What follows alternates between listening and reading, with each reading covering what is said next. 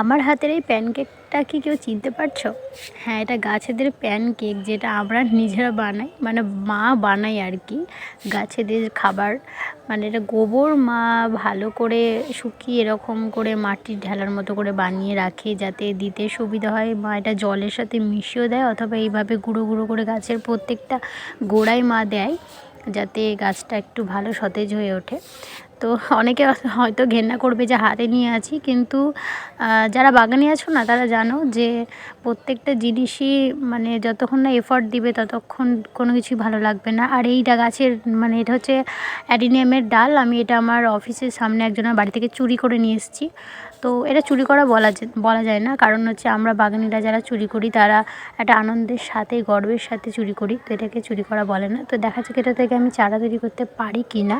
তো আপাতত এটা আমি জলে রাখবো একটা দিনের জন্য। তো তারপরে আমি কালকে এটাকে একটা মাটিতে আলাদাভাবে ছায়াযুক্ত জায়গায় লাগিয়ে রাখবো, যাতে চারা হয়। এরকম একবার করেছি, এবারও আবার ট্রাই করব।